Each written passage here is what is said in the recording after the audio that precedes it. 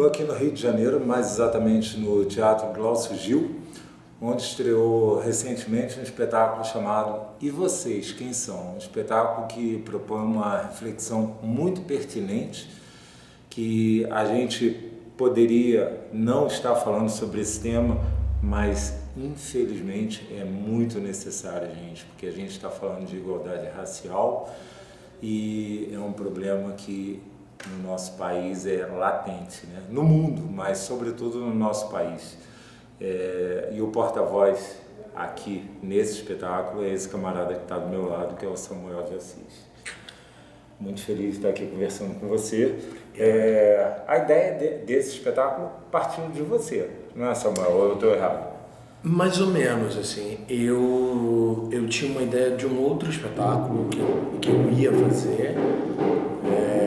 E eu liguei pro Jonathan Raimundo, que é o autor, para pedir uma poesia para ele. Foi assim que começou a ideia.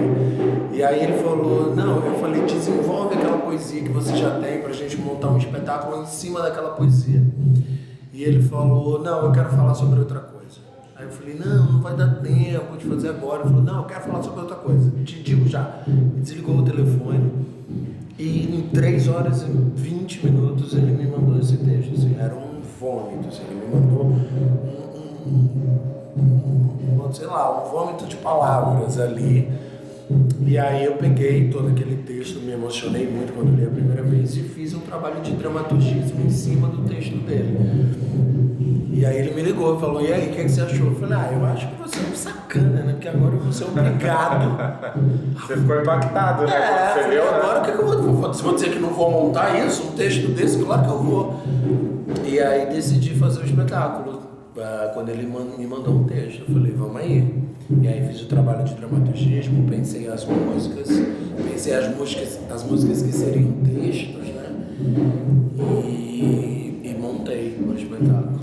Uma coisa que me surpreendeu bastante, né? Eu estava lendo uma matéria sobre o espetáculo e acompanhando uma fala sua, que você disse assim, depois de muitos anos é que eu passei a me reconhecer como preto, porque eu fui criado num ambiente tal como se você tivesse do lado privilegiado, né? Eu fui criado como branco. Eu queria que você falasse um pouquinho. Eu fui criado como branco porque eu sou o único preto da minha família, né? Sou o único preto da minha família e filho de coronel da Polícia Militar. Uhum. Então eu fui sim criado numa bolha. E quando eu saí dessa bolha, que foi quando eu fui embora para São Paulo para fazer teatro, eu comecei a entender o mundo. Assim, primeiro eu tomei um choque, obviamente, né? Com aquele mundo, com aquela realidade. E aí que eu comecei a me dar conta de que eu era preto. E comecei a me dar conta da realidade de uma pessoa preta nesse mundo. Passou a sentir na pele. Passei a sentir na pele, exatamente. E aí, por isso que eu digo que eu só me reconheci como um homem preto a partir daí. E você lembra de algum momento, alguma situação onde isso foi mais doído?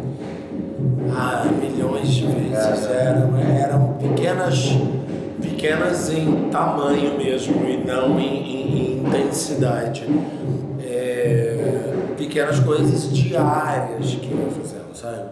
Aquelas lutas diárias que eu tinha que fazer, sempre 300 vezes melhor e mais vezes, 300 vezes a mais do que qualquer outra pessoa que não é da pele preta.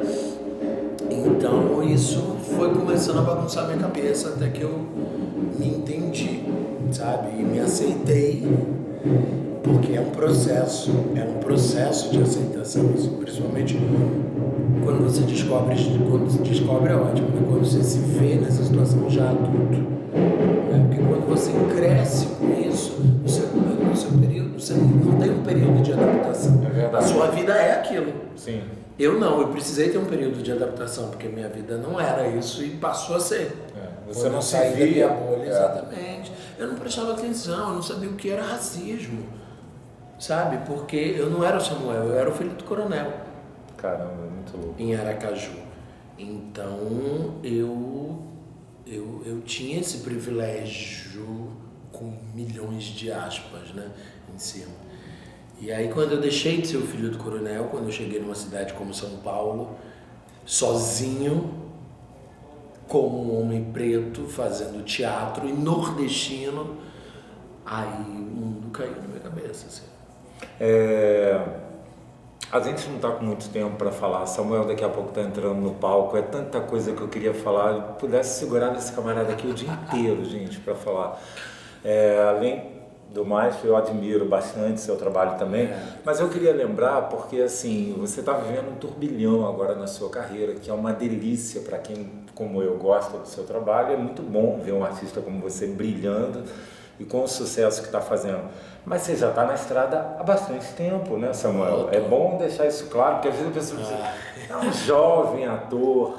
Não é tão jovem. É tão jovem, jovem.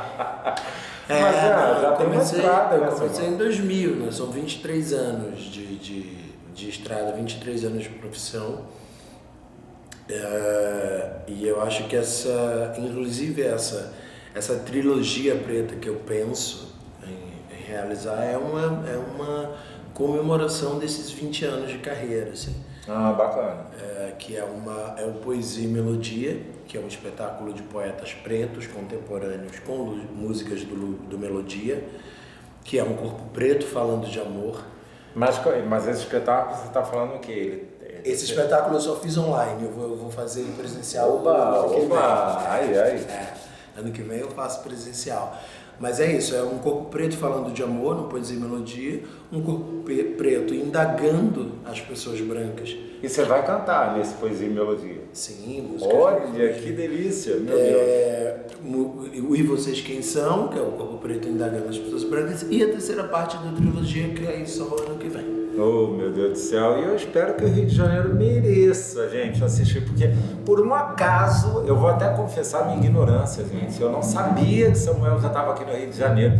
Eu abordei, né, essa semana você e falei, gente, vamos falar disso, pelo amor de Deus. Samuel já assiste, todo mundo tem que assistir. E pra gente encerrar, antes de dar os horários aqui do espetáculo, aqui do Glaucio Gil, queria que você falasse também, muito rapidinho, justamente desse turbilhão, né? Porque eu acho que a sua carreira se divide entre antes e depois de Vai na Fé, ou eu estou errado? Jamais. Antes e depois de Vai na Fé. Eu choro até hoje, viu? Porque acabou, eu não consigo perdoar. Eu entendo. Cara, é uma loucura, porque, sei lá dizer assim, minha vida virou de cabeça para baixo e do avesso e de lado e de tudo que é jeito, porque tá uma grande loucura, tanta coisa para fazer, tanta coisa acontecendo, tantos convites chegando, graças a Deus. Mas eu tô centrado e focado assim no que eu desejo fazer, assim, sabe? Na minha história, na minha luta, no meu teatro de resistência, e é isso que eu acho que é importante. Não sai do chão, né? Pé no chão, exatamente. São 20 anos lutando, eu não cheguei até aqui pra voar à toa, né? Com certeza. Se é pra voar bonito, com consciência, botando o pezinho no chão de vez em quando. Oh, gente, oh delícia. Samuel de Assis, gente, que está aqui no Teatro Glaucio Gil. Sábados e domingos do mês de novembro. Sábado às 8, domingo às 7. Gente, do lado do metrô, não tem nem desculpa. Tá acabando, do lado do metrô, ingresso baratíssimo. R$60, R$30 mês. Desce aqui do metrô, já caiu dentro do teatro, gente, pelo amor de Deus. E vocês, quem são? E você, quem é, Samuel? E vocês, quem são? Eu sou a pessoa que vou indagar vocês. E vocês? Quem